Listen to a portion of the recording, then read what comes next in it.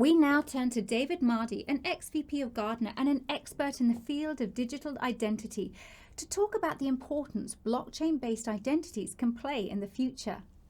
David, thank you so much for joining us today. Excellent. Well, it's my pleasure to be here, and thank you so much for having me, Claire.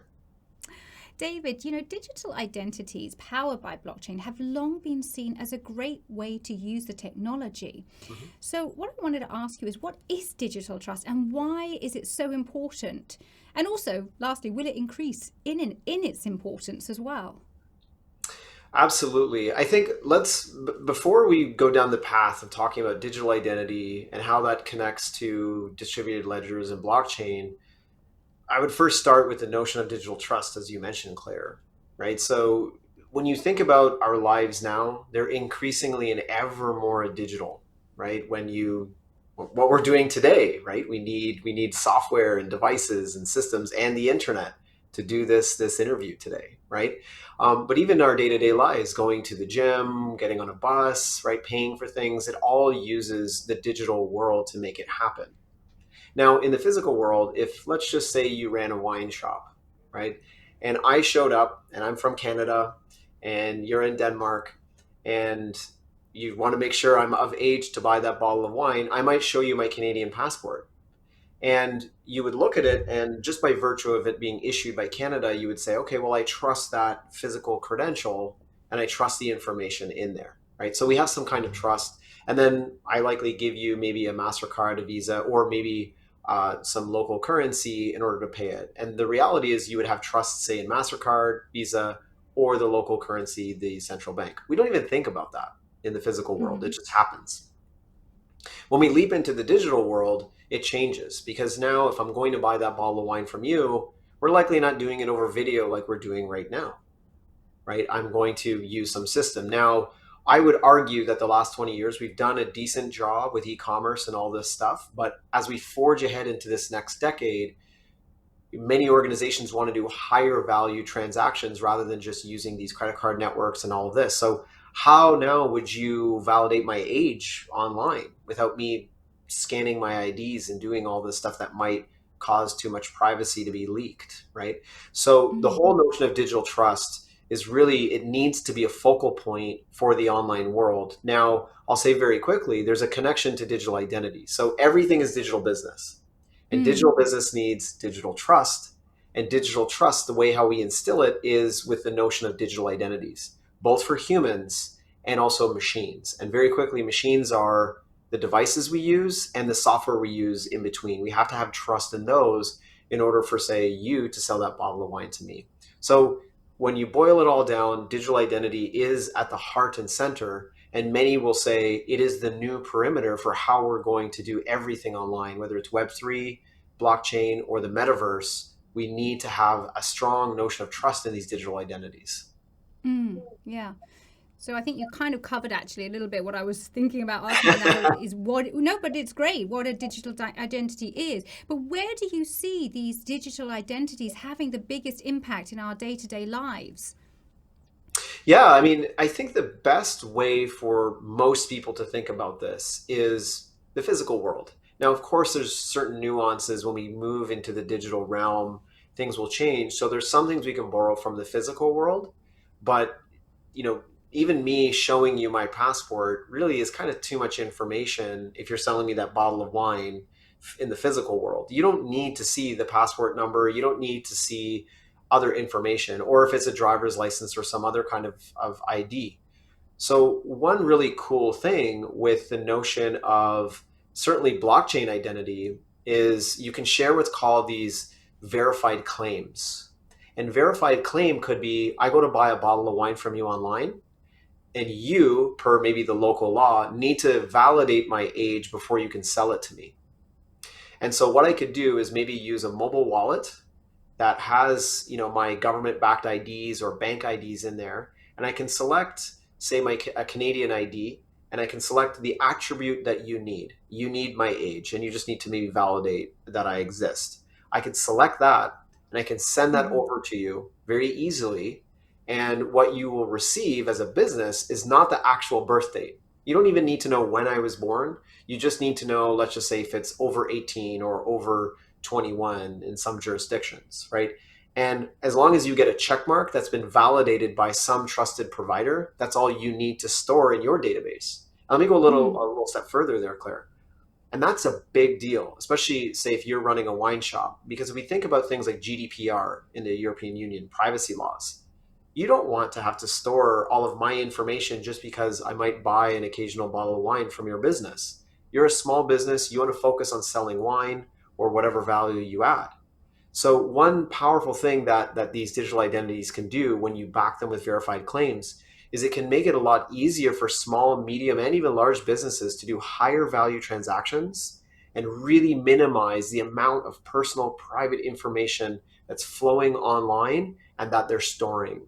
So that's Mm. one very powerful aspect. And just to answer the question more point blank, so when you have that framework, it can open up a whole raft of amazing use cases, getting mortgages online, you and me maybe over different jurisdictions doing higher value transactions, getting large multi-euro, million euro deals done without seeing each other face to face. These are all of the things we can do.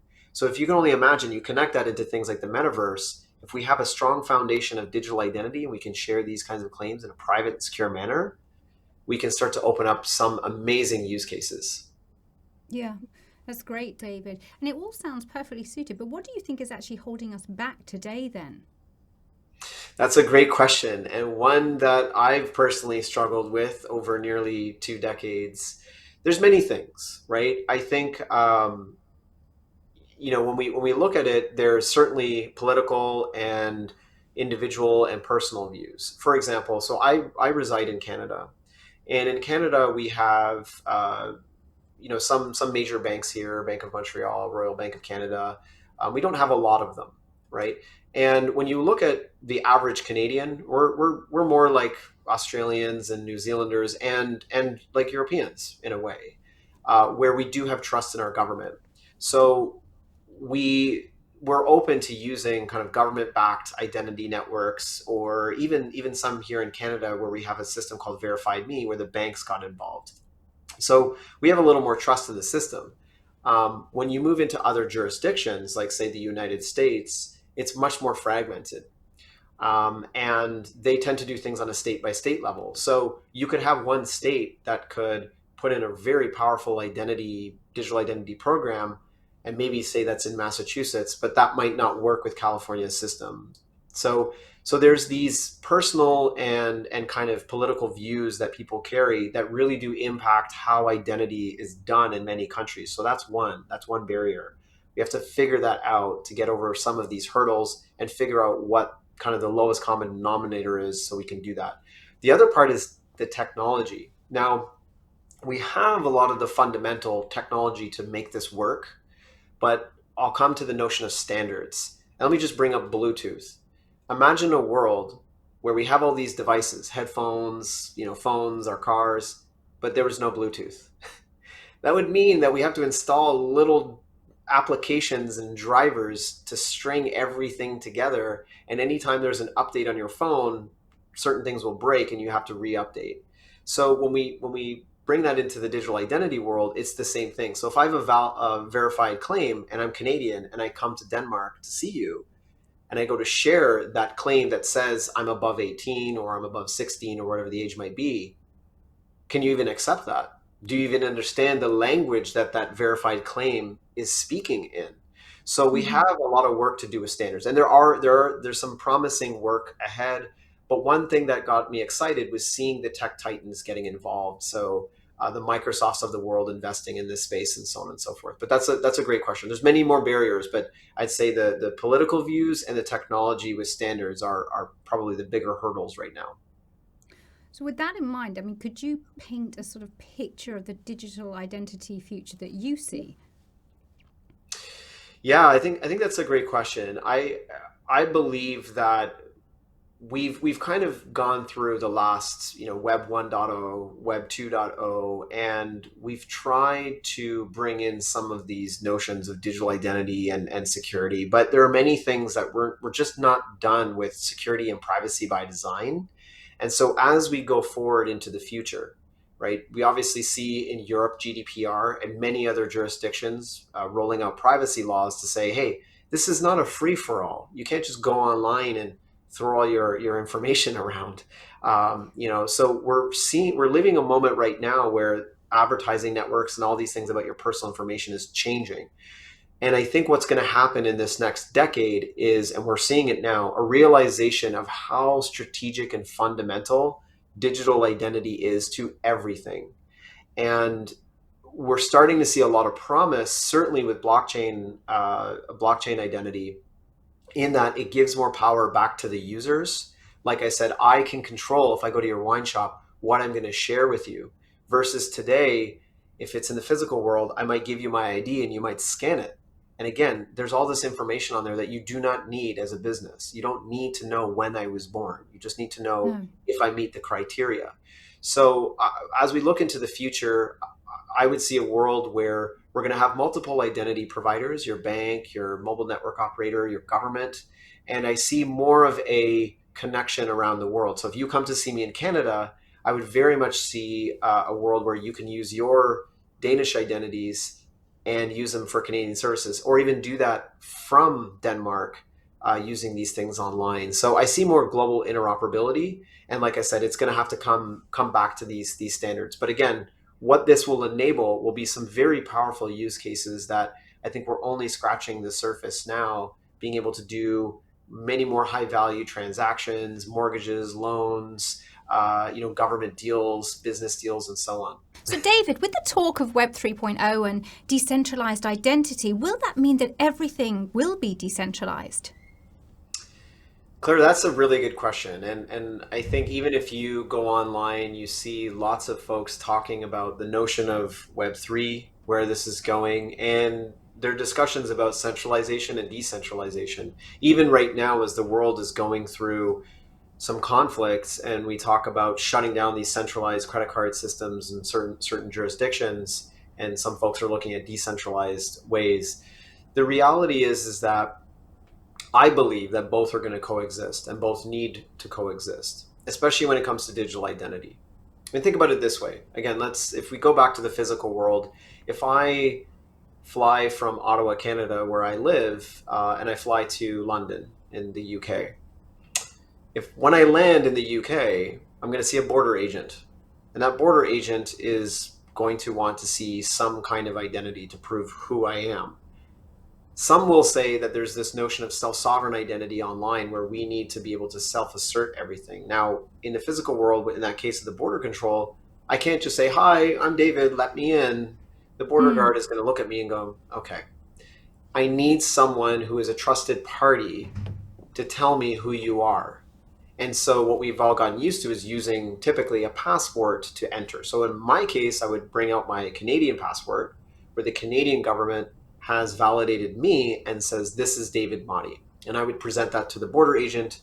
And the border agent, because the UK trusts Canada, by virtue of that trust, they would trust that document and then therefore trust the information on it and trust me and hopefully let me in.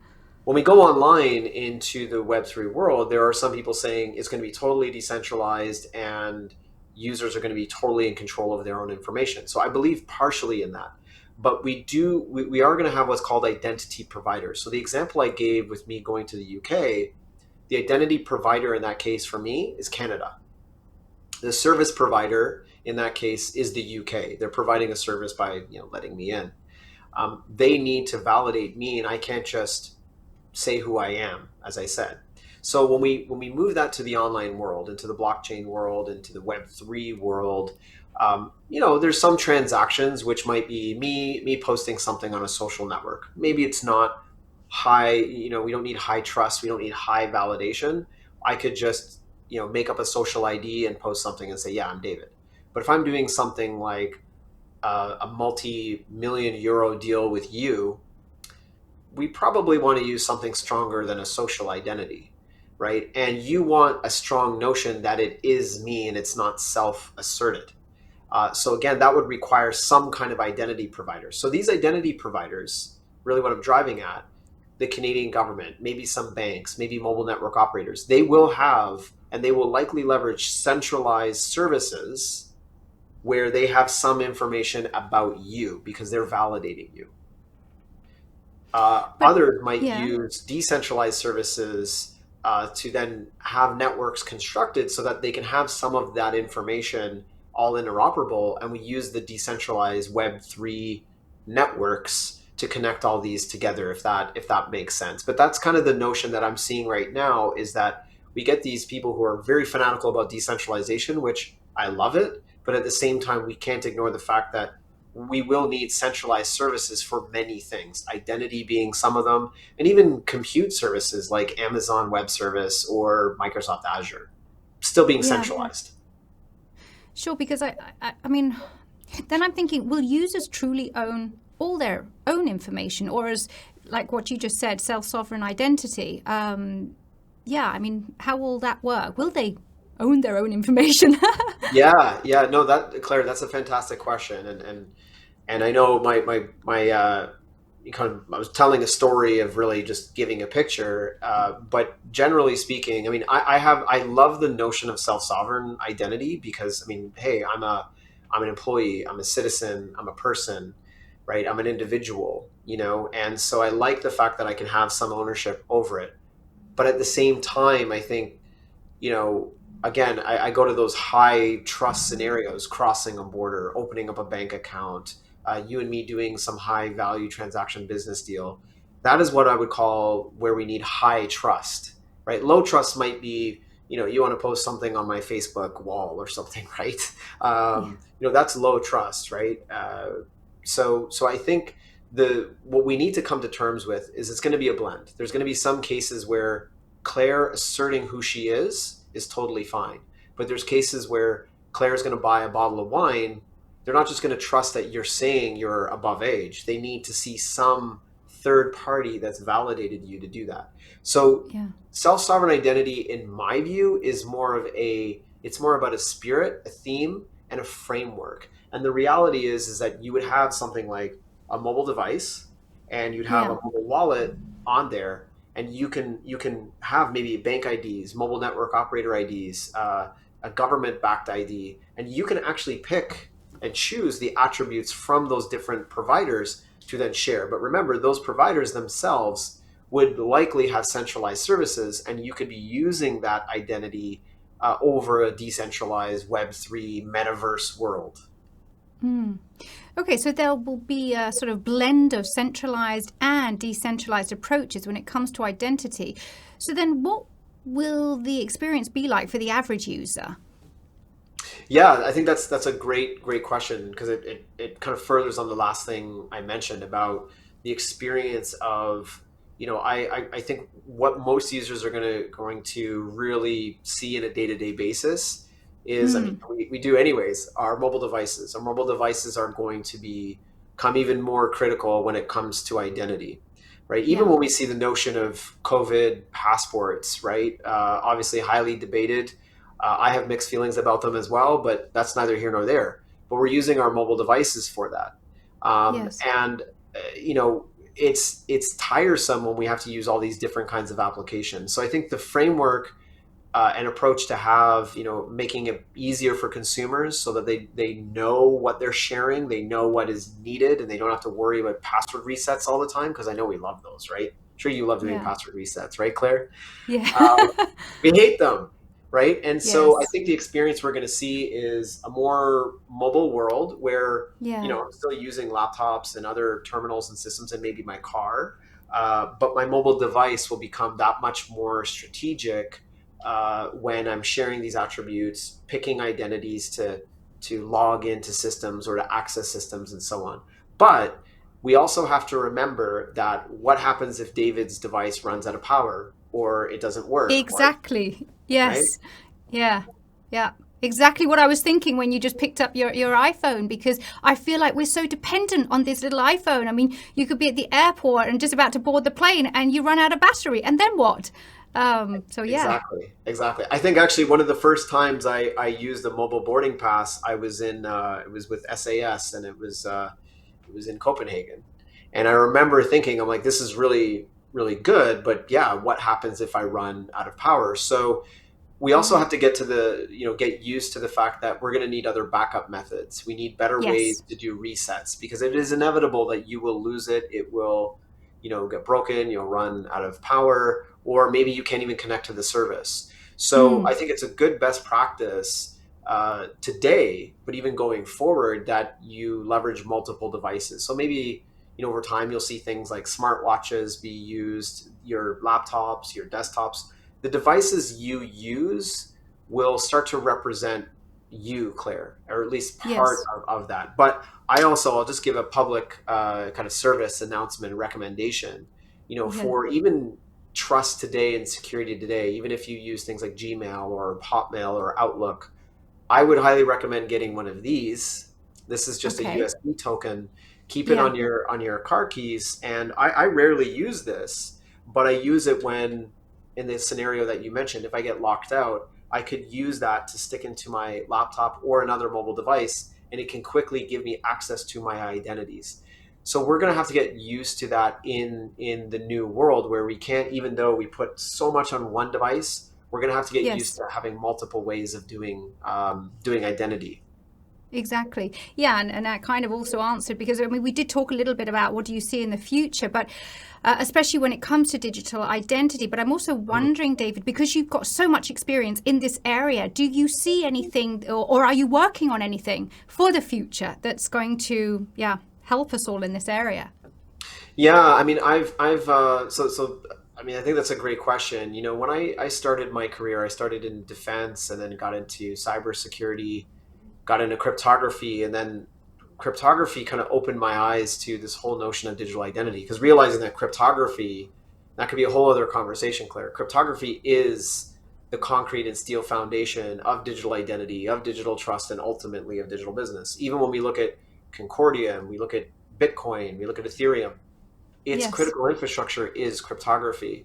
So that's been my journey. And what I've seen is certainly that all of this technology is now starting to come to fruition, and it's really the outcomes and the use cases that's driving it as we go more into the digital world. But I'm working on right now, first and foremost, doing the sessions like this with you. I think is very important to let the world know that we have Yeah. to respect things like cryptography. Many Yes. organizations, Claire, I can tell you that they've just been kind of moving along, not really thinking much about the cryptography that underlies everything. And if that fails, you can't have digital identity, you can't have digital trust. And therefore, I mean, we see it all the time. Businesses just can't function. Even with Yeah. things like ransomware, I had a friend who worked at a large company. They got hit with a ransomware attack, and the company just couldn't make their numbers. They were flying blind. Yeah. They didn't know what they were selling and who was buying what. And frankly, they couldn't even sell product. They couldn't ship it Mm. out. So that is a digital trust issue in my mind. And I'm passionate about that, and I'm working on things to try and move things forward. I'm working with some standards bodies. So as we talked about some of those problems, I'm trying to at least lower the barrier of the world with some Yeah. of these problems by having standards. But even when I look at things like Concordium, I studied Concordium from very early days years ago. I was very excited to see that from the outset of building Concordium, that digital identity was put at the heart and center. Digital identity is Yes. one of those things you can't slap on after. It has to be that The core. core. Yeah. Yeah, Exactly. I agree. Yeah. David, when you're looking into the future, especially when it comes to regards quantum computers and as you were talking about digital trust, digital identity, where do you see that the impact of that could come into play? Because I mean, there could be some quite, yeah, big things happening there as well. Absolutely. I think, Claire, that when we talk about the future, we cannot ignore quantum computers. Quantum computers are very funky. They're very how they work. I won't go into it today. We could definitely have a longer conversation. But the very simple notion to carry is that traditional cryptography, which Bitcoin and many blockchain networks, as well as modern day cryptography, encryption, internet SSL or TLS, how we verify websites, all of this stuff, even our electronic passport systems, some national identity programs, all of this uses cryptography. As I mentioned, cryptography is the critical infrastructure of digital trust and digital identity. Quantum computers can do many things, but when it comes to cryptography, they can do kind of two things. They can make strong cryptographic keys, but they can also break cryptographic keys, I should say. In Yeah. particular, they can break legacy cryptography. So a lot of the cryptography that we've built some of these decentralized systems on, as well as our centralized systems, are really vulnerable to quantum-based attacks. Now, I'm not saying we need to run for the hills and panic. Mm. Quantum computers are they're still ramping up in technology and capability, but I would say within this next decade, it is wise for any organization that's building anything that relies on cryptography, which is almost everything, Yeah. especially blockchain and crypto and all this. We need to do what's called post quantum planning, if that makes sense. Yes, it does. It does. Another thing I've been thinking about, David, if I look at this sort of older generation, they've been so worried about this whole digital trust and identity and very Mhm. scared of it. When you see things, and especially looking at the younger generation, how do you think that they respond to all of this? Are they also skeptical or are they more open?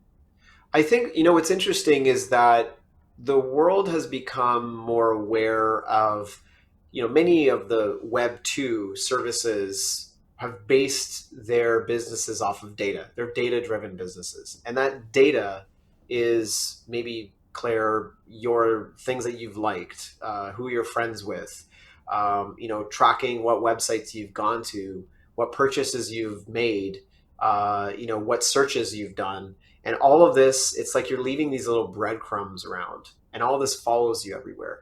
Now, I would Mm. say the last decade and a bit, we were all just kind of, flying around. We're getting these nice free services.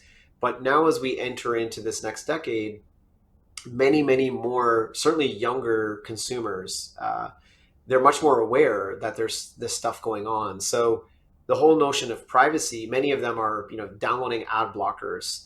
They're looking at things like the Brave browser, where there's more privacy centric views, or they're looking at things like DuckDuckGo for their search engine because they're like, well, hey, we don't track things. So I believe that that's also fueled a lot of the interest in decentralization because they feel like they want to be more anonymous, but Mm. also have the ability to do certain things. So I think more of them are coming in informed, and there's a better balance of, I'll give you some of this if I get something back, but this other valuable information I have about my personal stuff, I'm keeping to myself, and I'm only going to share little verified claims of that, if that makes sense, Claire.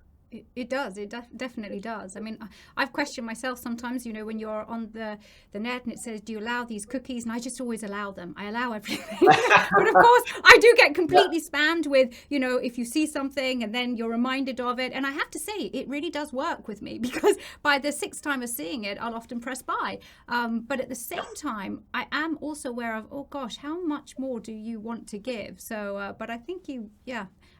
I sort of sense the same as you. The younger generation is a lot more aware of what to do, and yeah, I think that's kind of interesting, definitely. Yeah, Yeah. exactly. We're in a new frontier. I have young kids myself, and I just see they are digital natives. Like they Yes. don't know anything other than, like even when they expect the TV should act more like an iPad, Yeah. or a tablet. And I think we're just scratching the surface now of what we're seeing. I see what my kids do in Minecraft or in Roblox, and Yes. how they, especially over COVID, how that's just accelerated everything. Deloitte and McKinsey say it's accelerated the world 5 to 7 years digitally, right? Within that 2 years.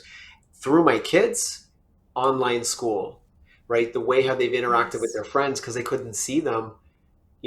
I would say, no, no, no more game time. But they say, well, Daddy, that's how I talk to my friends now, is through the Xbox Exactly. network, right? Yes. Yes. It's a Yeah. different world, Claire. It's a It good, is and a I'm different looking world. forward to it though. Yeah. Well, on that note, I'm going to say thank you so much, David. Really, really great speaking with you. Thank you so much, Claire, for having me today. We'll get you back on another time. Thanks. Bye for now. Bye.